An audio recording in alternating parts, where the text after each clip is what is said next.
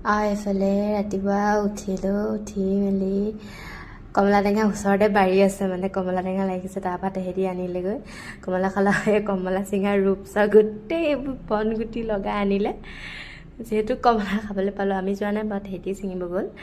তাৰপিছত এয়া আকৌ দাদা এজনে আনি দিলে চিপছো খালোঁ।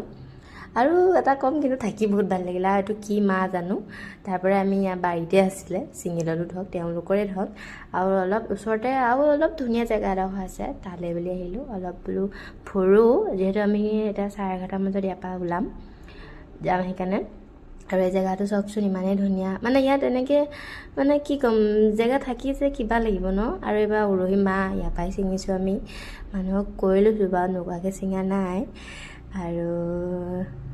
আৰু এইফালে আকৌ আমি কমলা টেঙা ছিঙিব আহিলোঁ। এয়া য'ৰ মালিকজন, তেওঁ আমাক নিজেই কমলা ছিঙিম বুলি ক'লে। আহি চাওকচোন, আমি চবকে ছিঙি দিলে আৰু দুটা লাগি দুটা পালোঁ। কোনোবাই 3টা পাইছে, কোনোবাই 4টা পাইছে। মই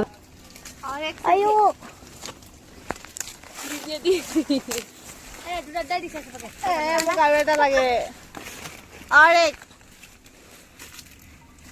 हमको और एक दीजिए।